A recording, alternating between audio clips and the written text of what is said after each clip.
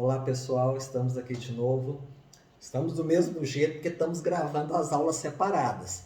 Talvez você possa ver a gente em outro cenário, com outra roupa, porque a gente vai estar sempre atualizando os tópicos e acrescentando outras coisas. Então, seguindo o roteiro do guia, certo? O Guia Mais Score, ele vai estar em PDF para você, certo? No último módulo você vai ter acesso, então não se preocupe. Lá ele trata o roteiro passo a passo do método, você vai entender. Então agora eu vou olhar aqui e nós vamos falar um pouco mais sobre score, explicando, certo, que empresas como Serasa, SPC e Boa Vista têm uma pontuação que vai de 0 a 1000. E essa pontuação, ela indica o quê? Ela indica, como eu disse, a possibilidade de você pagar ou não. Então, a partir daí, as entidades de crédito, elas vão ter a margem de risco que você tem. Então, eu vou olhar aqui e eu quero salientar algumas coisas para você. As lojas, os bancos, as revendas de carro, você entendeu? As imobiliárias, as construtoras, boa parte deles usam, certo, o score para analisar o crédito. Agora o que eu quero que vocês entendam é o seguinte: você pode ter um score baixo e receber o financiamento. Sim, você pode. Então, isso tudo depende do quê? Do momento em que você se encontra. O que eu quero dizer com isso? Você vai financiar um carro, uma casa, os dois níveis de risco são diferentes. Uma coisa é você financiar um carro para você, para uso pessoal. Outra coisa é você financiar um carro para você, para trabalhar. Você pode trabalhar aí no 99, no Uber, qualquer outro aplicativo, ou até terceirizado. É outro nível de risco. Você vai financiar um imóvel, é um tipo de risco. Um imóvel residencial é um risco, uma sala comercial. Então, tudo isso aí é analisado. Então, hoje, por exemplo, quando você vai comprar imóveis na planta, as construtoras, elas não se importam se você está com o nome limpo ou com o nome sujo. Por que elas não importam? Primeiro, porque o imóvel está na planta, ela está construindo. Então, não tem o perigo de você pegar e sumir e dar o cano. O imóvel está lá, você não pagou, tem uma cláusula lá que X meses sem pagar, o imóvel volta para a construtora e ela vai vender para outro normal. Então, é diferente de um carro, é diferente de uma geladeira, é diferente de uma viagem. Então, tudo isso aí precisa ser analisado. Então, você tem que entender o score e o indicador, certo? Então, o score ele é um indicador para análise de crédito. Então, como o nome já diz, ele indica, ele não define. Então, hoje, se você tem um trabalho e trabalha numa empresa, esta empresa, ela pode, certo, ser não vou dizer avalista, né, porque é complicado isso, mas você pode, no local onde você recebe, no banco que você recebe seu salário, você vai ter um financiamento facilitado. Em alguns casos, até com o nome sujo, você pode tomar crédito. Você não vai garantir com o seu salário, mas a empresa que está lá, que já tem um histórico com este banco, o banco entende que você é um funcionário daquela empresa, então ele vai te dar algumas facilidades, alguns benefícios, algumas regalias. Então você precisa entender isso. Então tem algumas profissões, profissionais liberais, que têm essa facilidade, certo? Odontólogos, veterinários, contador, corretores imobiliários, então, analista de sistemas. Hoje, as profissões de tecnologia da informação, de informática, de TI, os bancos gostam muito. Por quê? Porque são profissões onde você tem um retorno muito alto. Então, era muito difícil, há 10, 20 anos atrás, não, gente, há mais tempo, né? Eu estou ficando velho. Mas na década de 80 e 90 você não via jovens de 17 anos, 20 anos 25 anos, milionário. Hoje é muito comum pelo mercado digital, você vê aí moleque de 14 anos ganhando 20 mil, 30 mil, você entendeu? Jovens de 17, 30 anos milionários. Então isso é muito comum. Então, volto a orientar. Você precisa pegar o que você ganha dentro da sua profissão, dentro do que você faz, se for de uma empresa, se for através de uma prestação de serviço, falar com um contador, ter esta orientação para quê? Para que você possa atualizar sua base de dados no Serasa e com isso você não ter problema de score. Então, gente, vamos voltar aqui. Então, nessa parte aqui do livro, nós orientamos, certo, sobre o que é o score. A gente pontua, eu estou aqui com um guia aberto, certo, para você entender, certo, o passo a passo, para a hora que você pegar o guia, para você acompanhar as aulas, você souber. Então, o que acontece? A gente, aqui no guia, a gente cita questões do mercado e como que funciona isso. Então, uma das coisas que sempre a gente ouve falar aí é o seguinte, que você vai pegar e vai fazer uma compra e aí pergunta, quer que ponha o CPF na nota? Então, isso tem muitas interpretações. E eu não quero dizer que a minha é a certa e o que te dizem por aí é errada, não. Mas eu quero te levar a pensar comigo, a raciocinar comigo. A primeira coisa, você tem que ficar do outro lado. Quando uma empresa faz uma venda e essa venda é recebida através de um cartão de débito ou de crédito ou um meio digital, fica um registro. Esse registro já vai direto para a Secretaria de Fazenda, porque hoje está tudo interligado. Então, pouquíssimas empresas, quase nenhuma, só uma empresa ou outra, e é muito difícil, essa empresa está irregular, né, não tem um sistema de automação fiscal.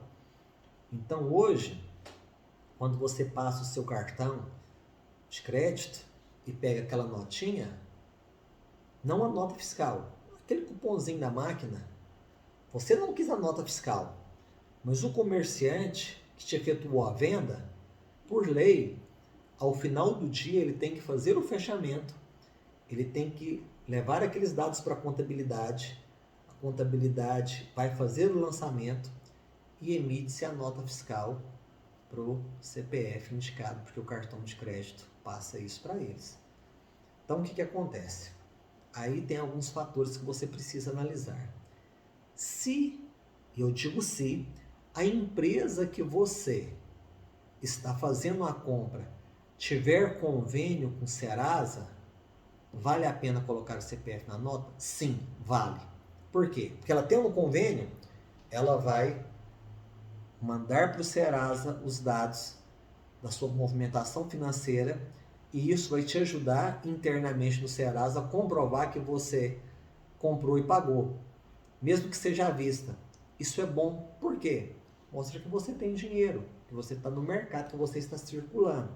Isso é muito legal. Então, somatório disso dá uma projeção da renda que você declarou. Então, isso é muito bom. Mas como eu disse, se você vai numa padaria, a padaria pode ter ou não convênio com o Serasa. Aí você me pergunta, Joaquim, que padaria que vai ter convênio com o Serasa? Uma padaria que vende bolo para festa, uma padaria que vende salgadinhos, buffet, faz esse serviço. Por quê?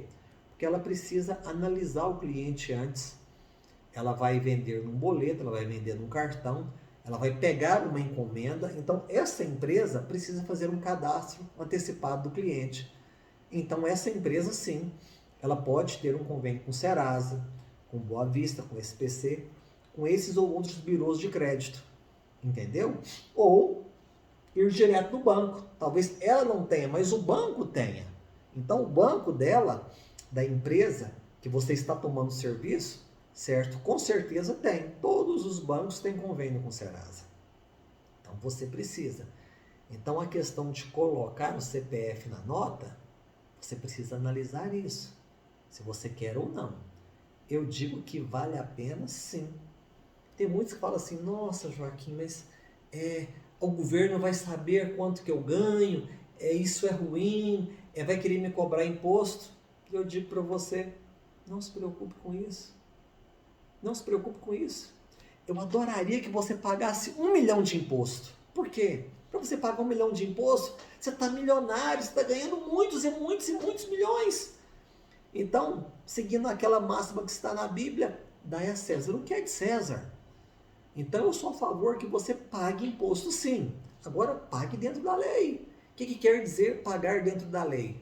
É entender as alíquotas de acordo com o seu salário e pagar. Fazer as deduções legais. Hoje, para você pegar e declarar imposto de renda, você tem que entender disso. Você tem que ter um profissional capacitado, um contador. Agora, entenda bem, vá num bom contador. Pague um bom contador. Por quê?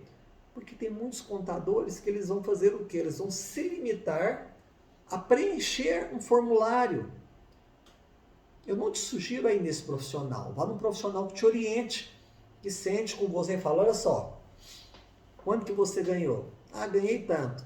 Origem do dinheiro, como é que funciona isso? Quais são as datas? Ó, você tem direito a isso, seu dever é esse. Então, a parte comprobatória é assim, mas tem as partes devolutivas. Então, você pagou educação? Você tem filho? Está registrado? Tem cônjuge? Como é que é? Como é que vocês são? Conta conjunta, separada? O que está no seu nome? O que não está no seu nome? Ó, se você declarar isso, é assim. Se você não declarar, é assim. Um contador que vai te orientar. Porque hoje, o que acontece? As pessoas, elas movimentam dinheiro, elas têm recurso, mas elas querem ficar escondidas. Então elas não declaram, elas não falam. Precisam fazer uma compra, não tem como comprovar.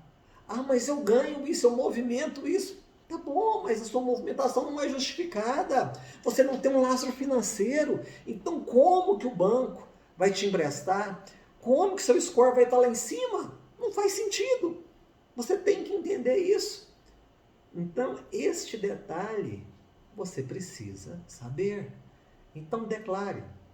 Sente num bom contador e fala, contador, minha profissão é essa, isso aqui é o meu salário, como é que está a média salarial, como é que é a alíquota, aonde que eu me enquadro, olha, eu tenho plano de saúde, eu não tenho, eu paguei isso, eu paguei aquilo, o que é dedutível, o que não é, eu tenho um filho de menor, eu viajei, eu não fiz. O contador vai te orientar. Ele vai te orientar. E eu vou te dizer, se for um bom contador, ele vai fazer um planejamento tributário para você. Ele vai te orientar. Então, o que acontece? Nós temos clientes aqui que eles ganham horrores, ganham muito dinheiro e usam brechas dentro da lei. Brechas fiscais, elas usam amparos fiscais para pagar menos imposto, para ser menos tributado, mas estão todos dentro da lei. Então você precisa fazer isso, você precisa entender. Mas, gente, então essa questão do CPF na nota ficou claro. Então você precisa entender isso aí. Agora, o que acontece? Seguindo aqui, certo? Você vai ler, né? Eu estou passando só os principais tópicos para você entender. Esse tópico é você entendendo um pouquinho mais do score, como que ele funciona. Na outra aula, a gente foi bem claro, né, de como que funciona, né? Eu falei um pouco do algoritmo do score, as linhas, tudo. E aqui, o que nós falamos? Nós colocamos aqui no Guia Mais Score os links que você pode consultar seu score.